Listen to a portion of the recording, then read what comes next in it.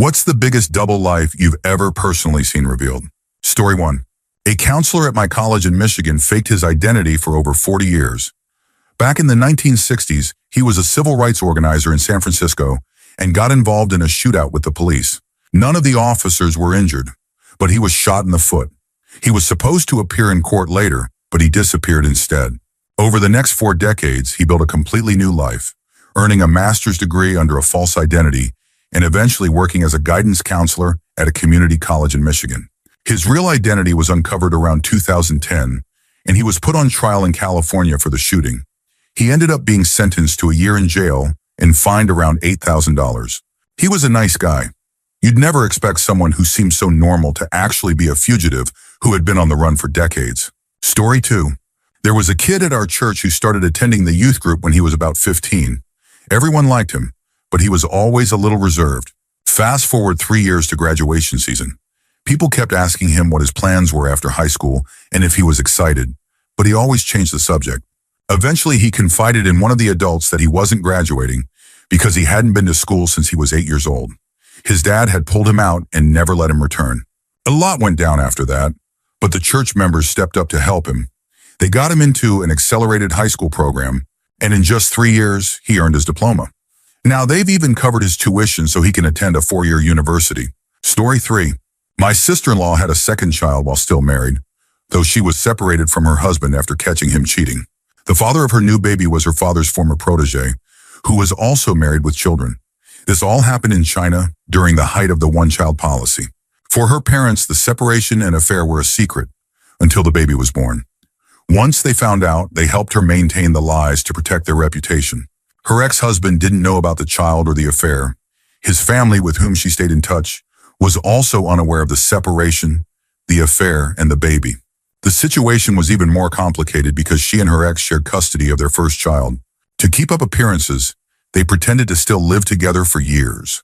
The older child was instructed never to mention his younger sibling to his father, despite spending time with both. Some close relatives knew bits and pieces, but to the outside world, including the prodigy's family and the government, there was no affair, no separation, and certainly no second child. How she managed to pull that off, I have no idea. She wasn't just living a double life, she was living multiple overlapping realities. Imagine the logistics. Getting a child who officially doesn't exist to school under a false identity, then picking up the older child who had just been with her secret lover, then making sure the lover got back to his real family while she reunited with her cheating ex-husband, so they could all attend a family lunch together, pretending they had come from the same home. All the while being careful that neither she nor her older son let slip that she had to pick up her other son from school afterward. Just thinking about it gives me a headache. Story 4. My uncle runs a business installing internet in hotels, which has him traveling all over the West Coast. Recently, he asked my aunt about having an open relationship. Turns out most of those business trips were actually to meet up with his business partner, who he's been having an affair with for the past year or two. And it gets worse. His mistress has been pregnant twice.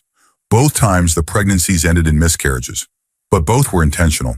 My uncle and aunt have been married for 12 years and have a 5-year-old son. My aunt, on top of all this, has terminal cancer. And behind her back, my uncle has been introducing their son to his mistress as his new mommy. Needless to say, that open relationship isn't happening. They're getting divorced. Story 5. Funny timing to come across this question today. A little background. About 7 years ago, my brother was struggling with addiction, using just about anything, though alcohol was his drug of choice. Our family has a long history of alcohol use disorders. He dropped out of school and spent a few years cycling through treatment centers and sober living houses. 3 years ago, he decided to move back, about 2 hours from my parents' house, and re-enroll in school. At this point, he was older than most students, and socializing was difficult, so he spent almost every weekend at my parents' house. He said he was pursuing a chemistry degree, constantly talking about his classes, professors, and coursework. He knew the schedules, described the teaching styles, and like clockwork, dropped off his dog at my parents' house during finals week to study without distractions. On Friday, our entire family traveled from all over the country to attend his graduation ceremony.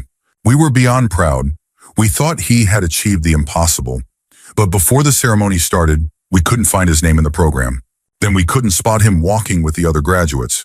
About 30 minutes in, my phone rang. It was him. He was drunk. Turns out he had never re-enrolled in school. He had moved back, convinced my parents to cover his rent and utilities for 3 years, and spent most of his time drinking, gaming, and sleeping. No one had any idea. He was so committed to the lie that he managed to fool his entire family and all his friends. We're not sure what happens next.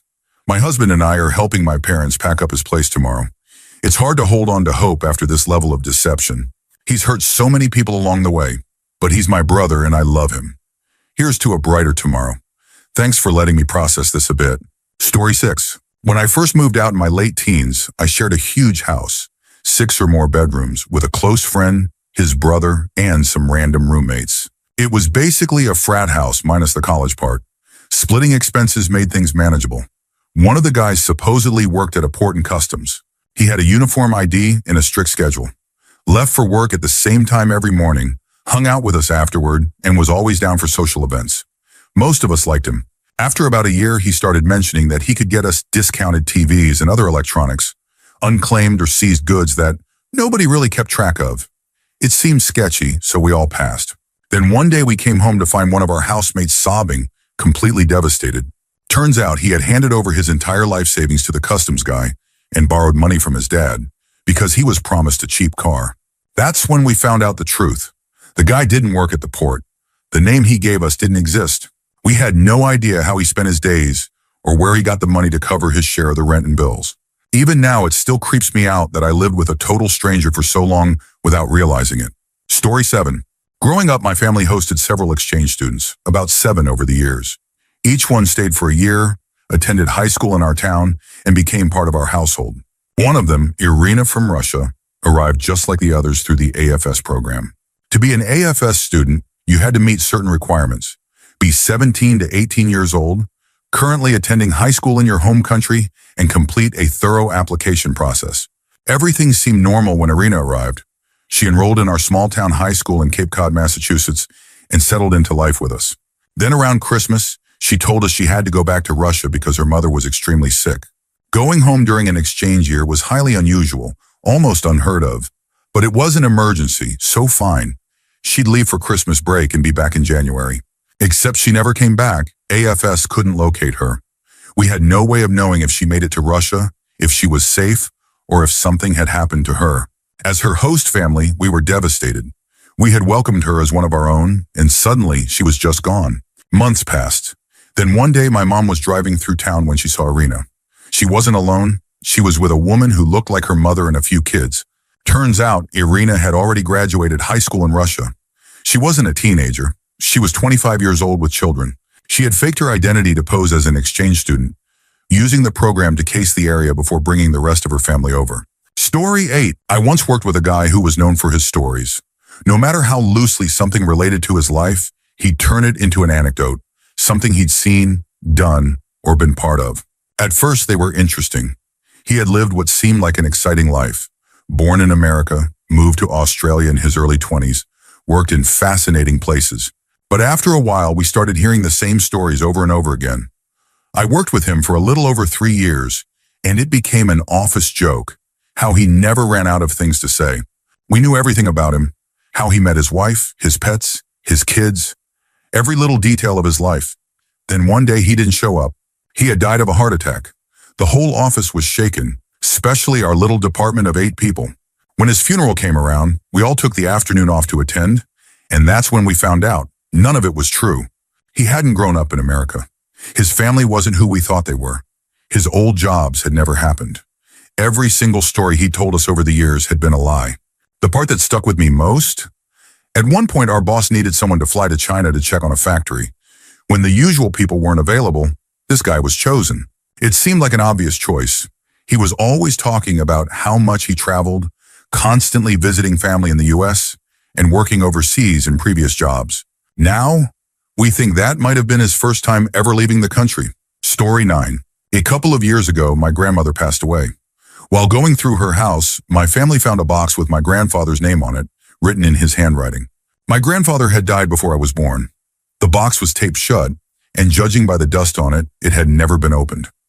Inside, we found old newspaper clippings and other documents. Turns out that in the early 1900s, my grandfather had taken a road trip with some friends to see the ocean. During their trip, their car was stolen. With no way to get home right away, they decided to stay for a while, work a little, enjoy themselves, and make the most of it. During that time, my grandfather met a Mexican woman. Within a month, he married her. Among the documents, we found a newspaper article about the car theft, another about the marriage, and even a marriage certificate. That's where things get murky. We have no idea what happened next. Did they marry for love? Was it for her citizenship? Did they have kids? And most importantly, was he even legally divorced when he married my grandmother in the 1930s? We don't think my grandmother ever knew. We did manage to trace his first wife. She had returned to Mexico and eventually had children. When we reached out, her family told us they didn't believe she had kids from a previous marriage. We sent them copies of the documents we found, and they were just as shocked as we were. Story 10. In our mother's group, there was a dad who had once worked a high-flying finance job in the city. But after a market crash, he lost his job. With no openings in finance and bills piling up, he took the first job he could get, working in a chicken abattoir. Quite the shift from a corporate desk job to slaughtering chickens. But with a newborn baby at home, he did what he had to do. For context, a mother's group is a support group where new moms meet weekly to share their experiences. Occasionally, the dads would join for BBQs or other gatherings. Whenever I ran into him, I was always impressed by how knowledgeable he was about current events. We talk about politics, finance, and science, never much about butchering chickens. Turns out, he had been fired on his first day. For months, he kept up the charade. Every morning, he'd leave home as if going to work. But instead of heading to the abattoir, he'd go to the pub, read newspapers all day, and come home in the evening like nothing was wrong. Eventually, his wife found out. They're divorced now. Story 11. My brother was married to the same woman for 21 years. Around year 19, it became clear that my sister-in-law was unhappy and planning to move on, until my brother was diagnosed with cancer. She stayed, unwilling to leave him while he was going through chemotherapy and surgeries. But it was obvious that a separation was inevitable. Then one day while my brother was home alone and my sister-in-law was at the gym, the SWAT team broke down the door. They threw my brother to the ground, handcuffed him, and held him at gunpoint. They were looking for her. She was arrested at the gym on charges of child pornography, child rape, and child endangerment. Skipping some of the horrifying details, it eventually came out that she had been having multiple affairs and was leading a secret life. She ultimately confessed to the charges and was sentenced to 25 years in state prison. As if that wasn't enough, investigators found disturbing photos on her personal computer, evidence that she had also been abusing the family dog. For years, she had been the daughter-in-law my mother had always dreamed of. None of us had any idea she had been living this secret life for 2 years before she was caught. Story 12. I served in the Navy from 1985 to 2005. While in my first squadron, 1985 to 1989, we were away from home a lot, either on short detachments lasting a few weeks or full 6-month deployments. During one stretch when we were home for a while, I was assigned watch duty in the squadron's duty office after hours. My job, along with another guy, was simple. Answer the phone, keep an eye on the hangar bay, and hold down the fort. Not long after our shift started, we got a phone call from the wife of one of the guys in our squadron. She asked when the squadron would be returning from detachment. I glanced at my watch partner, confused. We weren't on detachment. I told her everyone had been home for months. She insisted. Her husband had been out on debt for 3 weeks, and she needed to know when he was coming back. I assured her that nobody was away, and in fact, I had seen her husband at work earlier that day. There was a pause, then she hung up. Turns out her husband had been lying to her, telling her he was on detachment while secretly shacking up with his girlfriend for weeks at a time. She ended up calling the commanding officer to confirm when he had actually been deployed. That's when she learned that he had been pulling this stunt for years. Infidelity is officially against the Uniform Code of Military Justice. It didn't end well for him. Story 13. A fellow grad student I know has 2 young kids, one of whom is struggling to walk and communicate and is in the process of being diagnosed. She's balancing 10 to 16-hour days between interning, classes, and being a mom and wife. One evening, she got a call from a friend, excited to see her at her husband's work party. What? She hadn't RSVP'd, and her husband had told her he'd only be popping in for less than an hour before coming home for a quiet dinner with her. Turns out he was going, but with a date. They had been seeing each other for about 6 months, even taking a trip together under the pretense of a business trip. Looking back, every time he had been late or away, he had probably been with her. Her friend, realizing what was happening, did her a solid, snapped a few pictures, and sent them to her for the divorce lawyer. Story 14. Not exactly a double life, but my cousin was a secret for 4 years. When my uncle was 21, he and his girlfriend had a baby, but they didn't tell anyone in our large, nosy family. No one suspected a thing. They kept dating as if nothing had changed. When I was 8 and their daughter was 4, tragedy struck. Her adoptive parents were killed in a fire, and in their will, they stated that they wanted her to be returned to her biological parents. By then, my uncle and his girlfriend deeply regretted giving her up, so they were thrilled to get her back. The weird part? Everyone just rolled with it.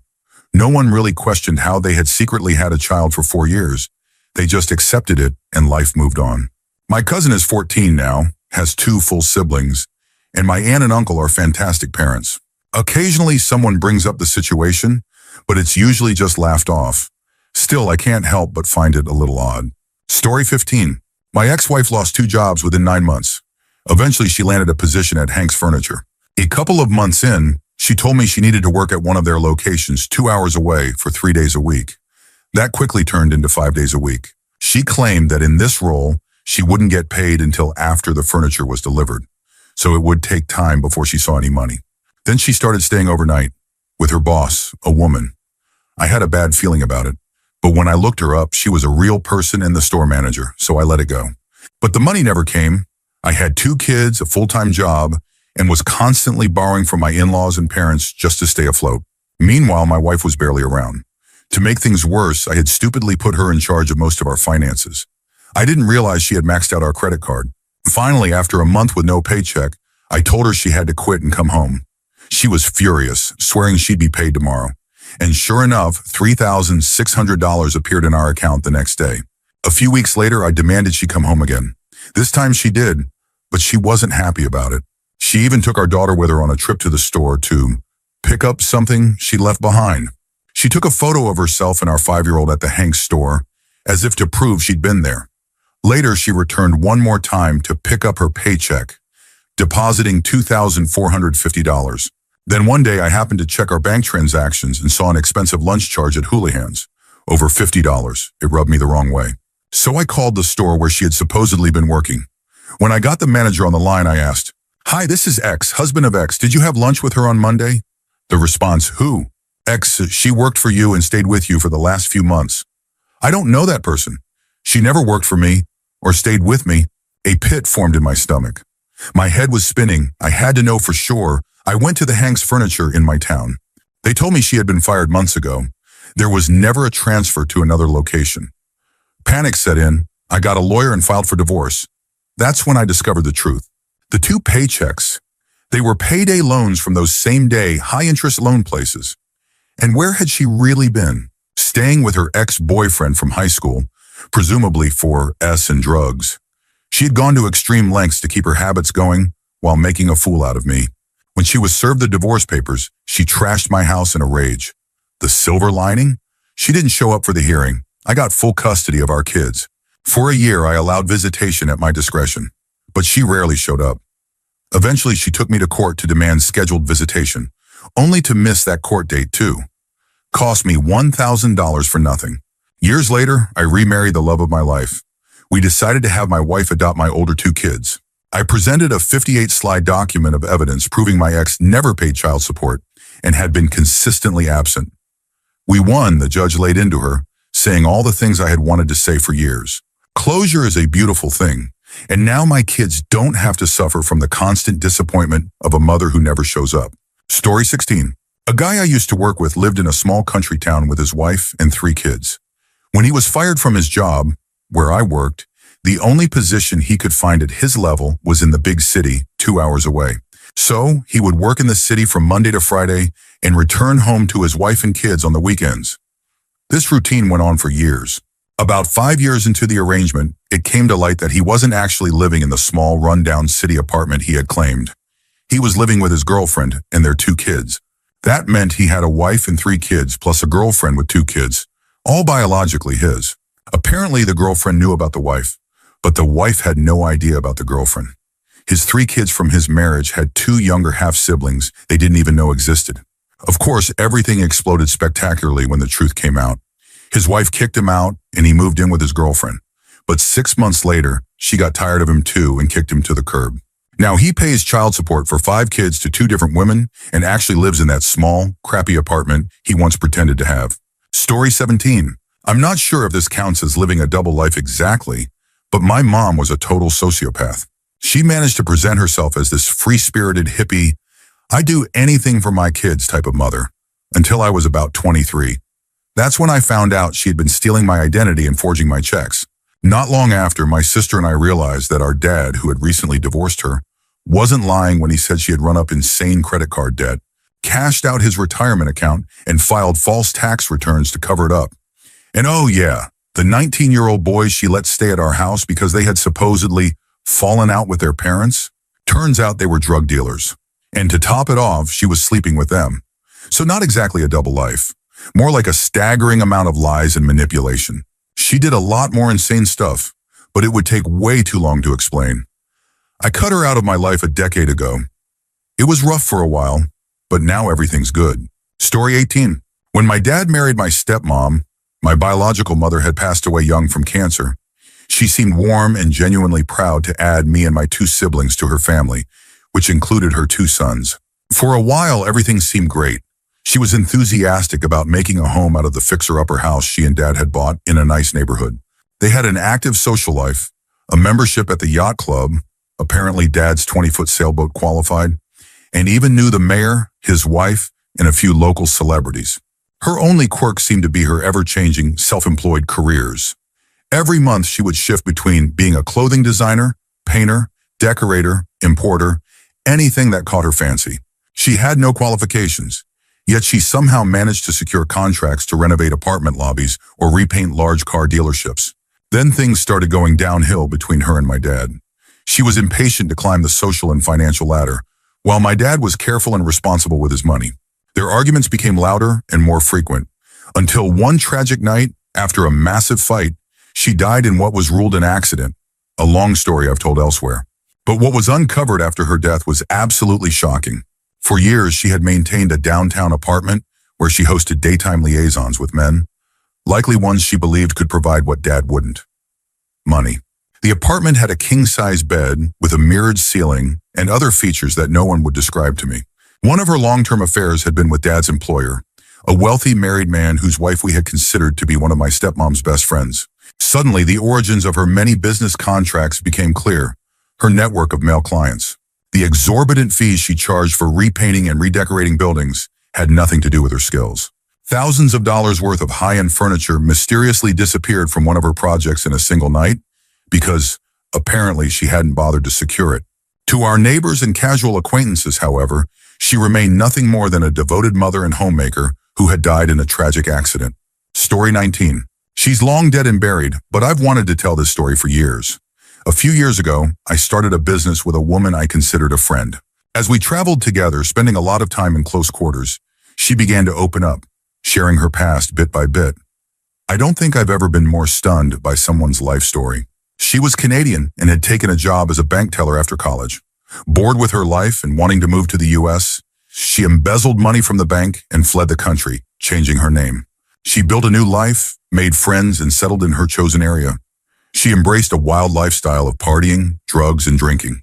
During a rock concert campout, in a moment of reckless abandon, she shaved her head. This was in the mid-'80s when shaved heads on women were rare and attention-grabbing. Shortly after, she met a man who asked about her bald head. Without missing a beat, she told him she was undergoing cancer treatment. He took her at her word and, rather than questioning it, asked her out. Their relationship got serious. He became deeply supportive, even accompanying her to cancer support groups and doctor's appointments.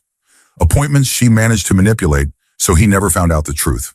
She met his family, who adored her, believing she was a sweet, innocent woman overcoming a devastating illness. What they didn't know was that she was still secretly involved in drugs, running in dangerous circles. But then her church-going boyfriend proposed. She saw it as an opportunity to escape the chaos and said yes. Before the wedding, though, she needed to go to a cancer treatment center, which was actually a drug rehab facility where she attempted to clean up her act for good. They got married. For 20 years, she lived as a loving wife and mother, raising their daughter. Her husband and his family remained completely unaware that she had never had cancer, was not raised in Utah as she claimed, and was actually an illegal immigrant who had fled Canada after committing a felony. I never learned how she eventually relapsed into drugs, how the authorities found her, or how everything unraveled. But by the time she told me her story, it had been about 10 years since she was caught. She was still married to the same man, who now knew the full truth, but his family and their daughter remained in the dark. How they covered up the fallout from her lies, I have no idea. She shared all of this with me over a week-long business trip through Europe. By then, we had been business partners for 9 months, and everything was going smoothly. Then one day, while handling the company's finances, I noticed our bank account was overdrawn. That shouldn't have been possible. After investigating, I discovered that she had drained $50,000 from our business account for a long weekend in Vegas. She had no intention of telling me. This had happened just the week before. I hadn't even known she was in Vegas. Neither had her husband. She had simply taken the money and left. I was in complete shock. As business partners, she had full access to the funds, so legally it wasn't theft or embezzlement. But it was clear I had been completely blindsided by someone I thought had changed. This woman, who had once confessed to being a con artist, thief, and embezzler, had just done it again, this time to me. 3 days later, she was dead, a hero overdose. She died in an empty trailer in a parking lot in Stockton, California. No one had any idea why she was there. She lived in a completely different state. The unanswered questions haunted everyone. The unknowns drove us all crazy. There were no answers. Saddest part? Her husband and daughter both said it was the best thing that could have happened. Not long after her death, even more secrets came out. Hidden bank accounts, a secret apartment, financial messes she left behind. The chaos she left in her wake was staggering. To this day, I still can't wrap my head around it. Real life is so much more twisted, bizarre, and shocking than any story ever written. If someone tried to put this in a book, no one would believe it. Story 20. My mom had power of attorney over some clients' properties, and one of them needed an appraisal for legal purposes. I went with the appraiser to inspect the apartment, which had been rented for years by a tenant who always paid on time. I barely knew him, just that his checks arrived like clockwork. He was a lawyer, lived in a nice neighborhood, and I was pretty sure I knew his daughters. By all appearances, he was a respectable, professional man.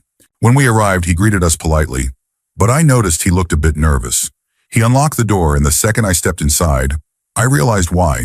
He had turned the apartment into a full-fledged S-dungeon. That's when it clicked. I understood why I had been delegated to oversee the appraisal instead of my mom. It turned out this guy had been living a double life for over a decade. He had a mistress, a second family, and a secret existence that, as far as I knew, only my mom, her client, and I were aware of. He even had a daughter with his mistress, and she had a lovely Disney princess-themed bedroom. Right next to the mirrored ceiling, custom furniture, whips, and scented candles of the love nest he shared with her mother. I was 21 at the time, and somehow managed to handle the situation professionally. But looking back, it was absolutely hilarious, the things you see on the job. Story 21. I once knew a girl from the United Arab Emirates who came to Canada for university. Her family was loaded. They owned a $5 million house back home, and she lived in a high-end apartment in downtown Toronto. Her allowance was massive, and she had a credit card with virtually no spending limits. Her family extremely conservative. Her mother wore a burqa, and their religious values were strict and unwavering. Her double life? She was a hardcore raver and party girl who was almost never sober. She was in an open relationship with an MTF trans girl, and her apartment was a complete disaster. Mirrors covered in ketamine, drug baggies stuffed into every conceivable crevice, takeout boxes stacked to the ceiling, clothes and trash everywhere. You could barely see the floor. It didn't matter what country you were from, she was a total mess. The thing was, her parents had no clue. If they knew even 1/10,000th of what was going on, she would have been in deep trouble. I'll never forget seeing her before one of her parents' visits. She was sitting there completely distraught, rocking back and forth, ketamine all over her face, muttering, "Gotta call Merry Maids, gotta call Merry Maids." Merry Maids was a professional cleaning service specializing in scrubbing down party houses. The day before her parents arrived, you could eat off the floors. The entire place was spotless. Clothes were ninja folded. All her crazy raver gear had been stashed at her girlfriend's place, and the fridge was stocked with fresh, healthy food. She herself was sober, bright-eyed, and looking like the picture-perfect daughter.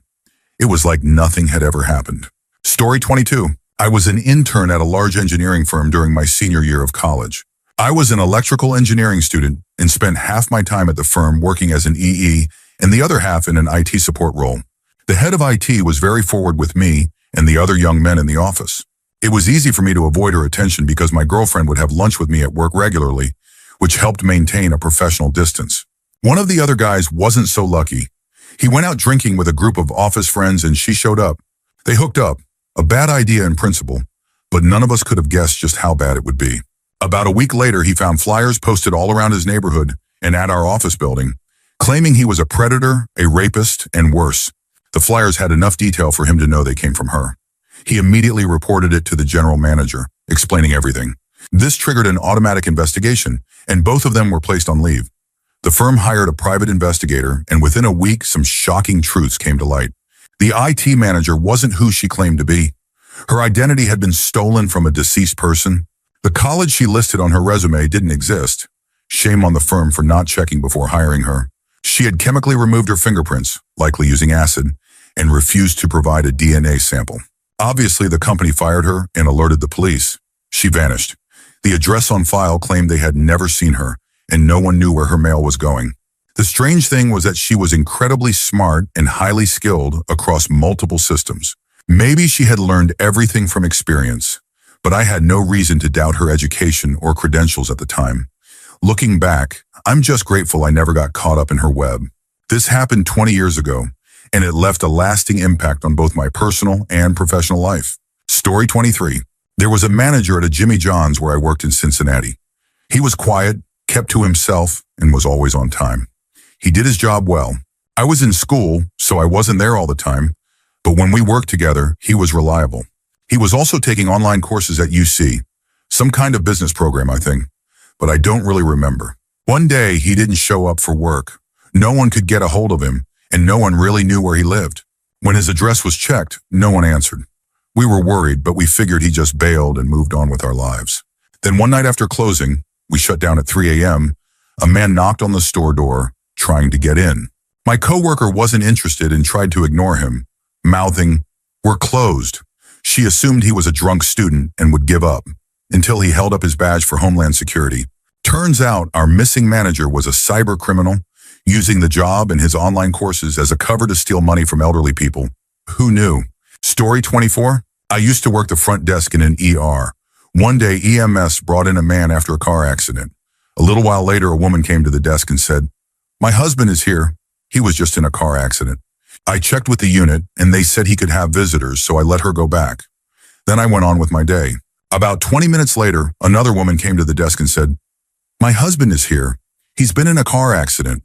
I knew damn well we only had one motor vehicle accident patient back there, but I asked for his name, thinking maybe she was at the wrong hospital. She wasn't. Now, it's not my place to judge other people's lifestyles.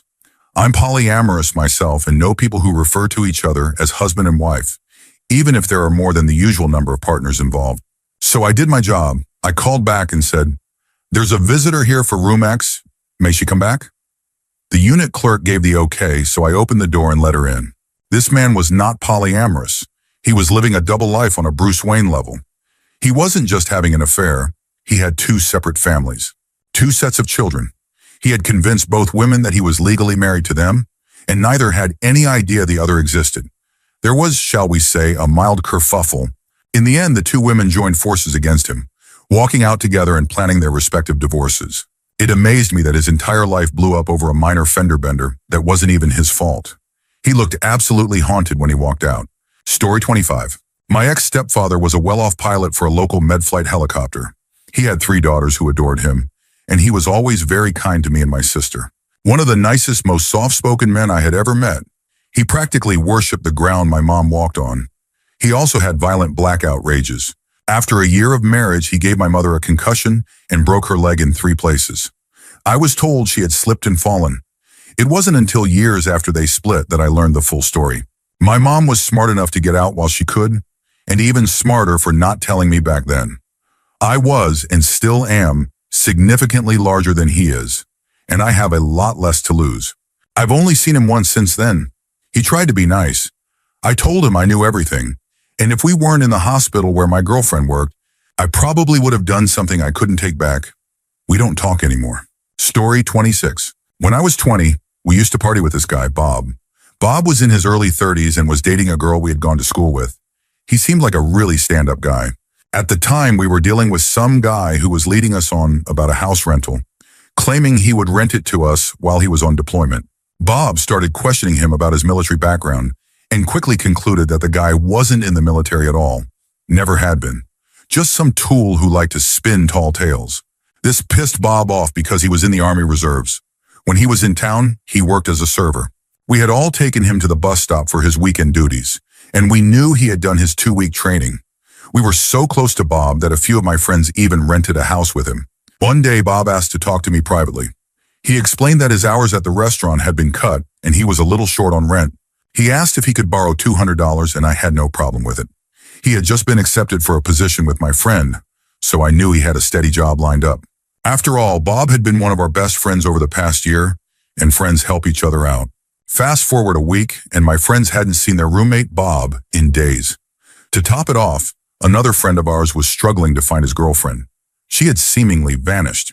It took a lot of brainstorming, but eventually we realized we had never really known Bob at all. He had asked all of us for money to pay rent. When we confronted his ex, the girl we went to high school with, she finally admitted everything. Bob had never been in the military. He had a recurring coca addiction, and he had run off to Virginia with my buddy Jim's girlfriend. Bob still owes me money, but honestly, he was otherwise a pretty cool dude to chill with. Story 27. I don't know if this was true or not, but back when I was a waitress, we had a regular customer who loved telling us stories about her family. One day, after being gone for a few months, she came back with a real doozy. Her family was extremely patriotic. Almost everyone had served in the military.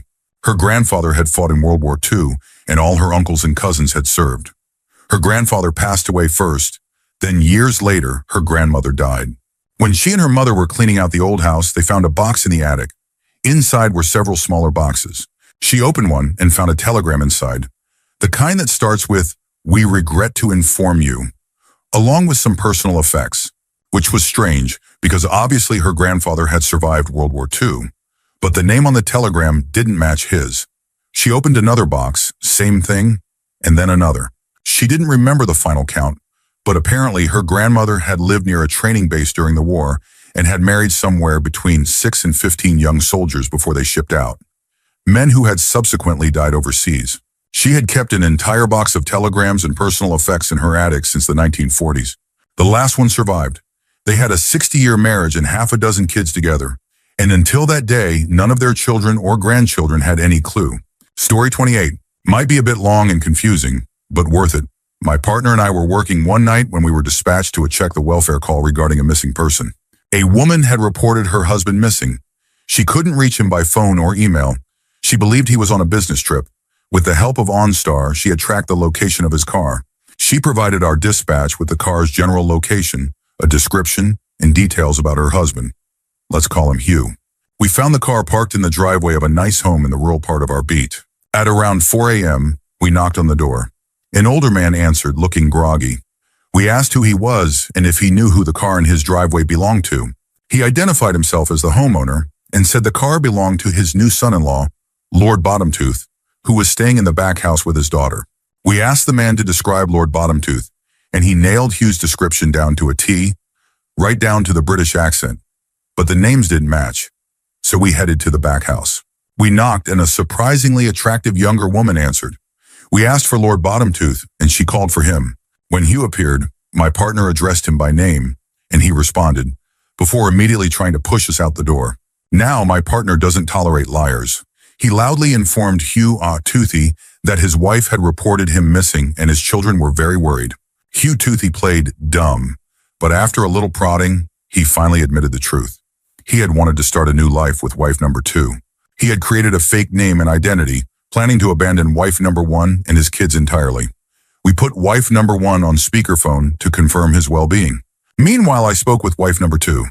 She had just married Toothy and had known him for a little over a year. She explained that he traveled a lot, which was actually when he was with family number 1. But he was planning to quit his job and move to Florida, into a house her parents had just bought them as a wedding gift. I politely broke the news to her. Toothy was actually Hugh, a married man with 2 kids, a mortgage, and a completely separate life. Wife number 2 was not pleased.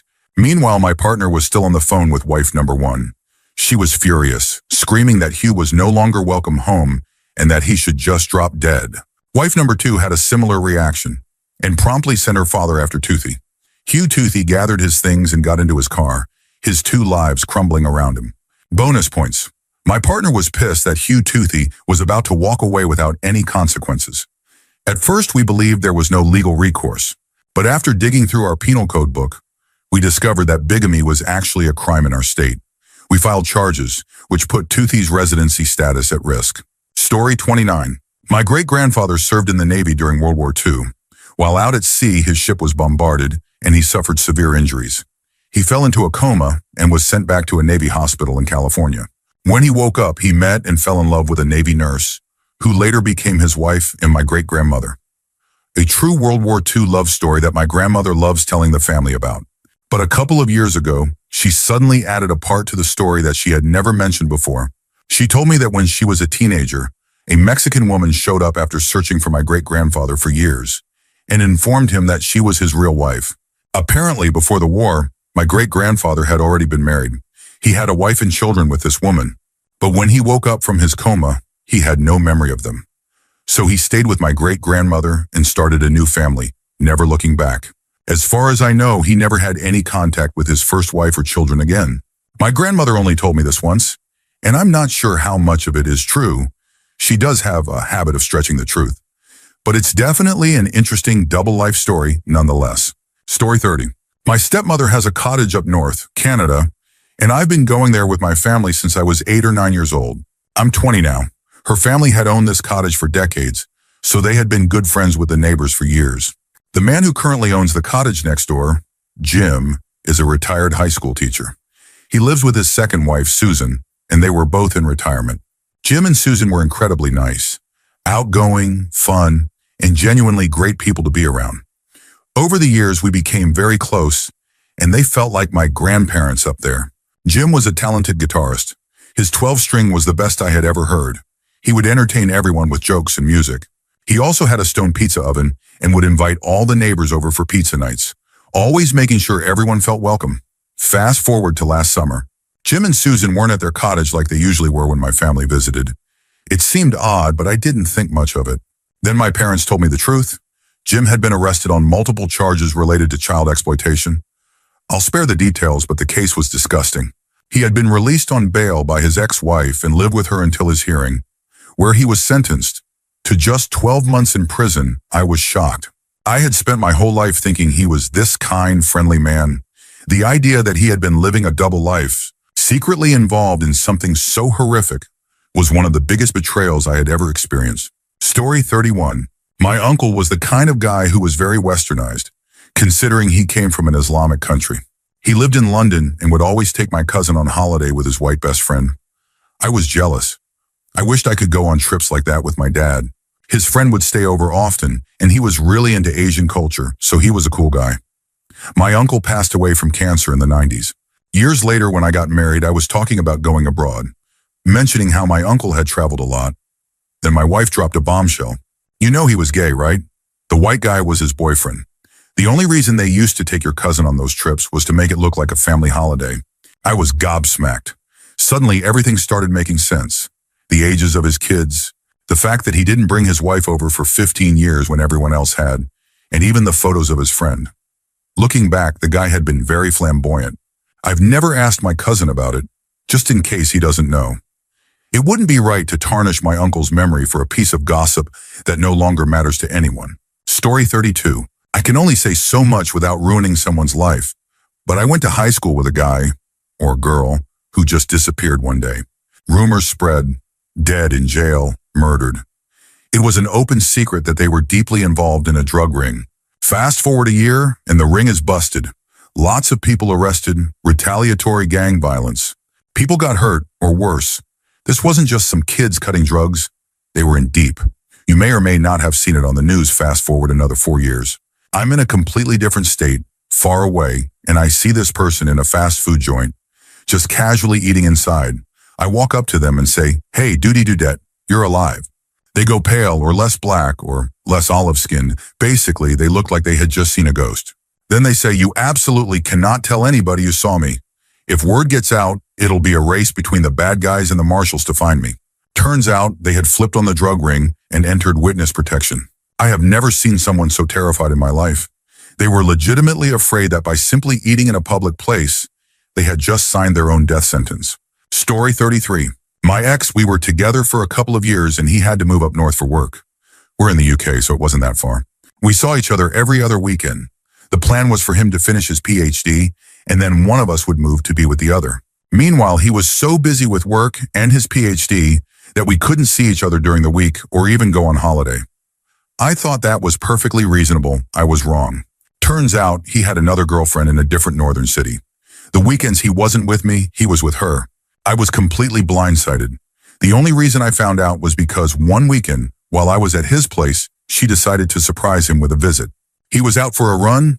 We started talking. By the time he came home, I told him to go fuck himself and left. She and I kept in touch after that. It turned out he was acting like two different people with us. With me, he was geeky, into media and reading. With her, he was laddish and into sports. I thought we were planning a future together, talking about having kids. Meanwhile, she had children from a previous marriage and he refused to see them. I knew all his friends. She had only met his brother once, because he must have told him that we had broken up. Honestly, it sounded like he was a complete arse to her, but I think he was a little scared of me. He would send me pictures of what he was doing all the time. Apparently, he was telling her to get out of the way so he could take pictures without her in them. She put together all the furniture in his flat, while he texted me the whole time, updating me about it. He came down to London to spend my birthday with me, while he had told her to wait for him at his place for 3 days. When I found all this out, I just thought, what is actually wrong with you? Anyway, long story short, I told everyone in his life.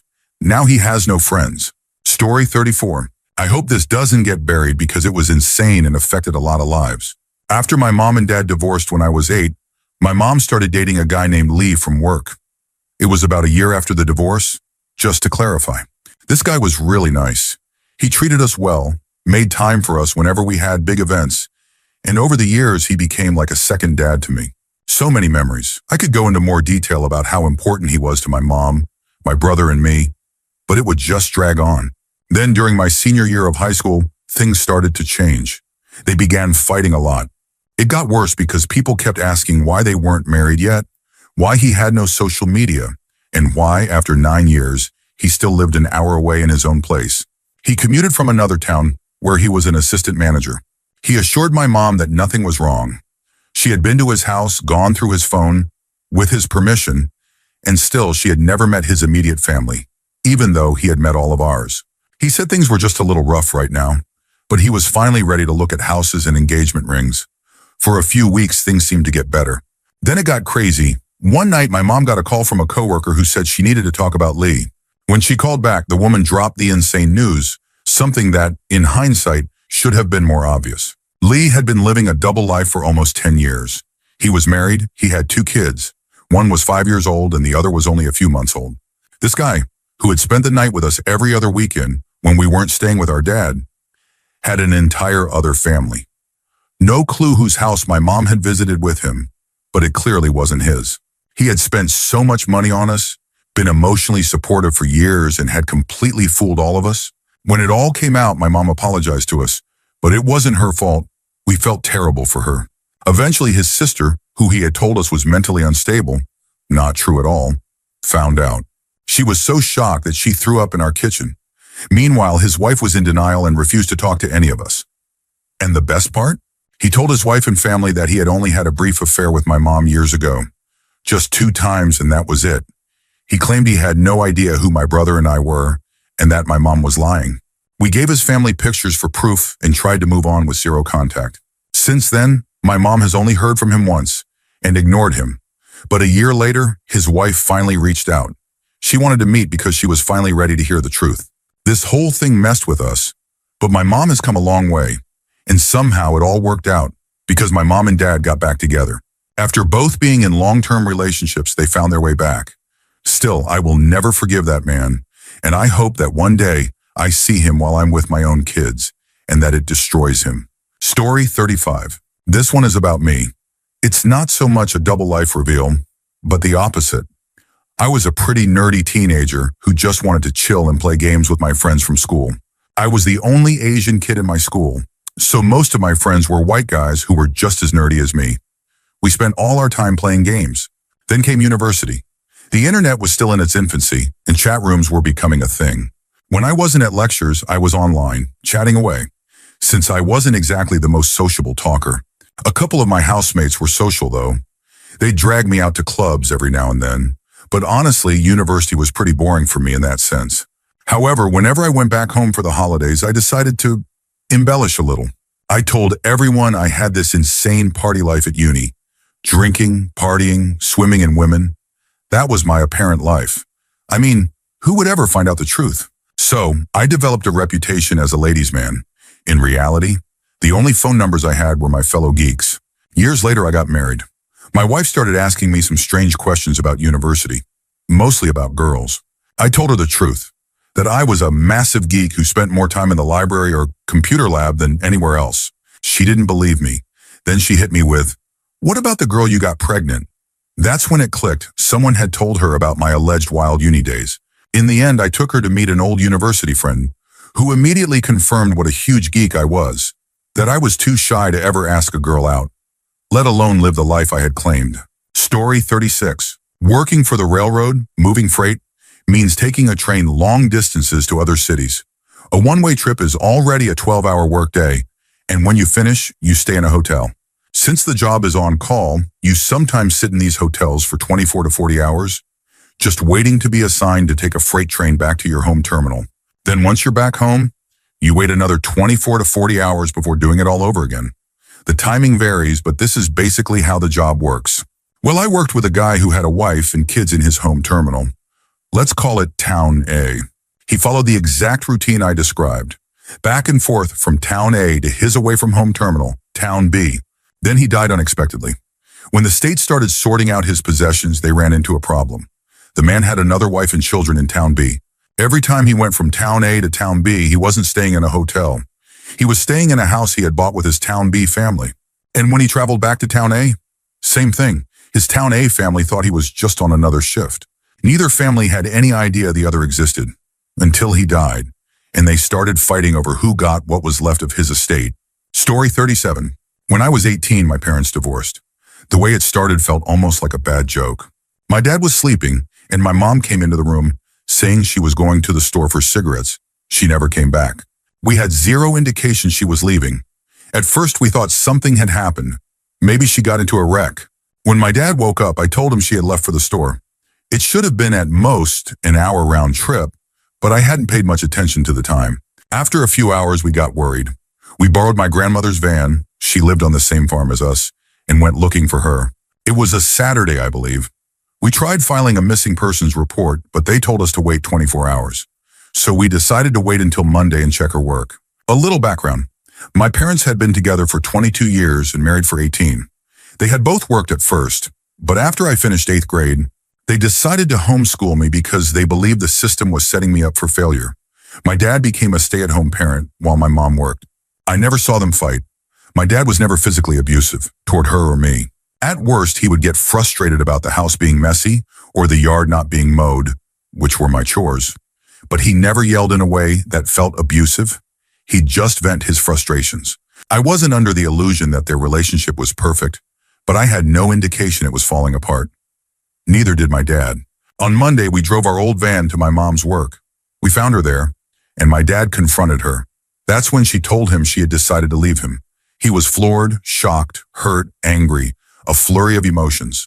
He told her we had no food in the house, true, no money, also true, and begged her to at least leave something to get us through.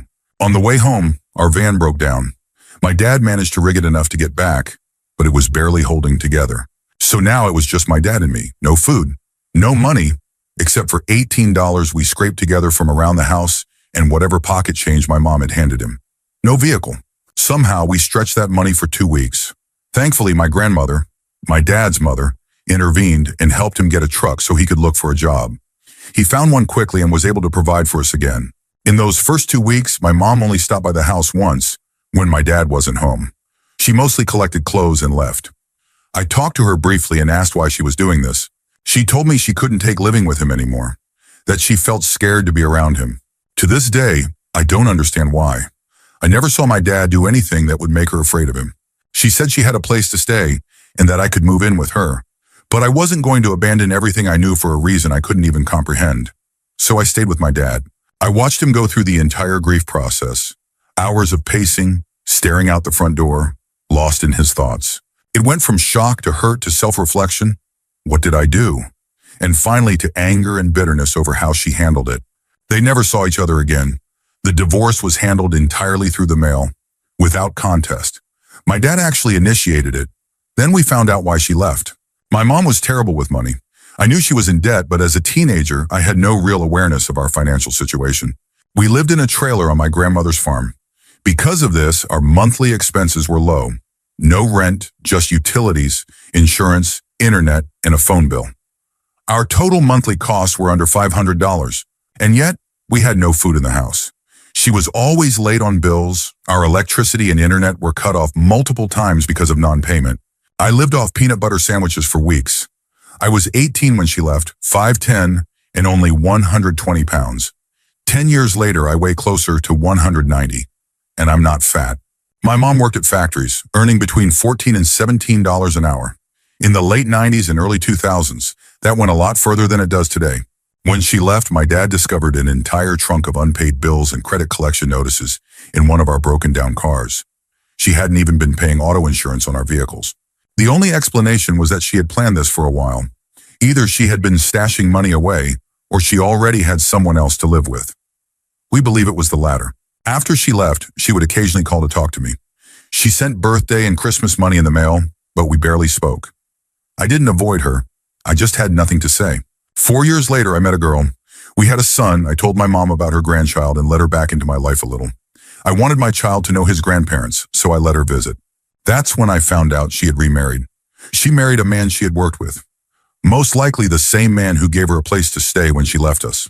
I've been to their house a few times. Her new husband is nice enough, but I can't form any real connection with him. We never talk about my dad. She acts like nothing ever happened, and while I still see her occasionally, I feel nothing toward her. She doesn't feel like my mother. But honestly, that disconnect didn't start when she left. It gradually happened throughout my teenage years.